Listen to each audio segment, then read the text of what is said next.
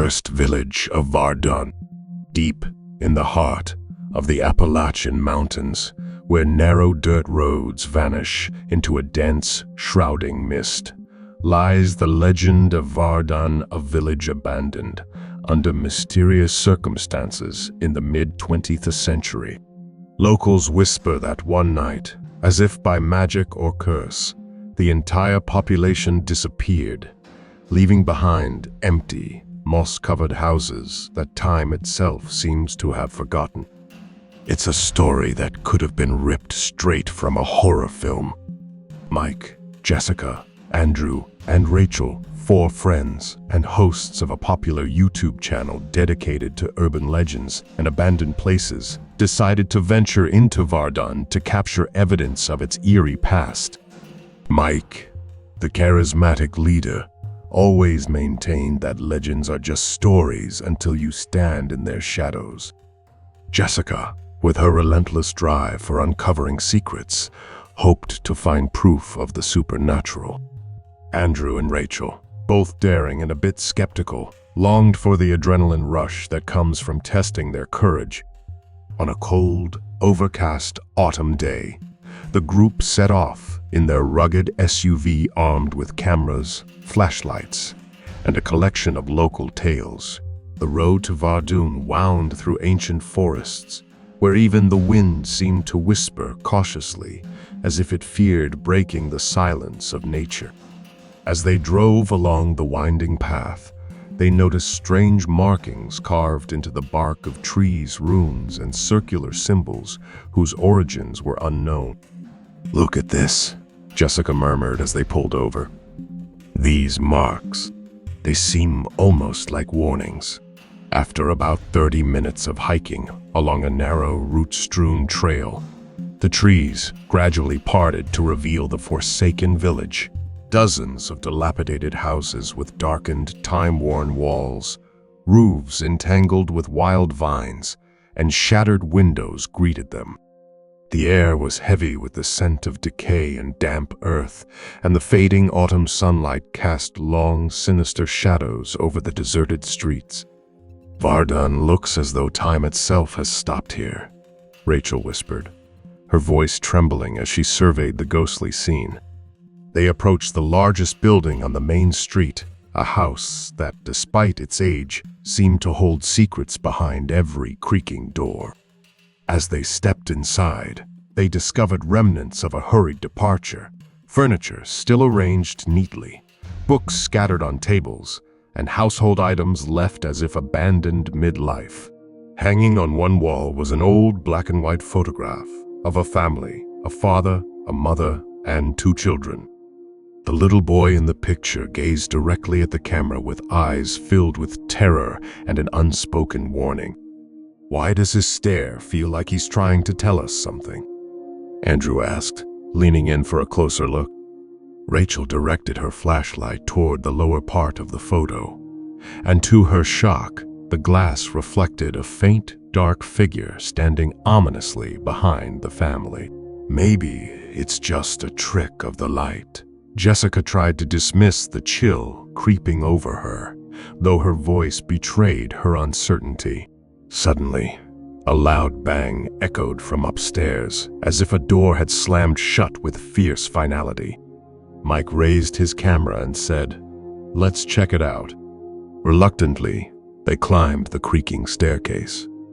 Upstairs, the corridor led to several bedrooms, each shrouded in silence and dust. One door at the far end of the hall was slightly ajar, and an icy draft emanated from within. Pushing the door open, Mike stepped into what appeared to be a child's room, a small bed, scattered toys, and an antique wardrobe. But nothing was as unsettling as the porcelain doll lying face down on the floor, its glass eyes empty and accusing. On the wall, drawn in white chalk, was a peculiar symbol, a circle interlaced with twisting lines remarkably similar to an illustration Jessica had seen in an old journal from the local library. "That couldn't be accidental," Jessica murmured, running her fingers over the rough texture of the wall. Before anyone could respond, a deep creak resounded behind them, as if someone was slowly approaching from the shadows. The door began to close on its own, emitting a long, mournful groan. At that moment, the flashlights flickered, and the camera's display warped with static. From somewhere deep in the silence came a barely audible whisper repeating, "They have not forgotten." Panic seized the group. Andrew rushed to the door, only to find it locked, as if held by an unseen force. Jessica grabbed Mike's arm, her eyes wide with fear, while Rachel, tears glistening in her eyes, scanned the darkened room for any hint of escape. Then, as if mocking their terror, the doll slid across the floor and toppled over with a shrill, metallic clatter. From its cracked lips, a short, piercing laugh echoed through the room, sending shivers down their spines. In a sudden moment of stillness, the door burst open with a force that sent the group scrambling out of the room. As they rushed into the hallway, a strange transformation took hold of the village. The derelict house they'd just fled seemed to dissolve into swirling mist, and through its broken windows, a soft, flickering light appeared. Outside, in the distance, silhouettes moved slowly in a ghostly procession, as if reenacting an age-old ritual. "We need to get out now," Andrew shouted. They sprinted back along the narrow path, but the forest had become an inescapable maze. Gnarled branches clawed at their clothes, and exposed roots twisted across the path, hindering every step. Behind them, muffled footsteps, ragged breaths, and the indistinct murmurs of unseen voices closed in like a predator stalking its prey. After what felt like an eternity of frantic running, the friends emerged onto a forgotten country road where, to their dismay, their SUV awaited. But the vehicle looked as if it had been abandoned for decades, its metal rusted, tires flat and overgrown with moss. Desperation mounting, Mike attempted to start the engine, only to feel a sudden, icy hand brush his shoulder. Spinning around, he caught a glimpse in a stagnant puddle, a lone figure with eyes that glowed with an eerie, bluish light. With a blood-curdling scream, Mike urged everyone into the car. Andrew managed to get the engine roaring back to life, and the SUV began to roll forward, as if it were escaping a nightmare. In the rearview mirror, the forest and village seemed to merge into one haunting vision, a living, breathing embodiment of the curse they had encountered. Minutes later, the vehicle came to a shaky stop on the side of the road.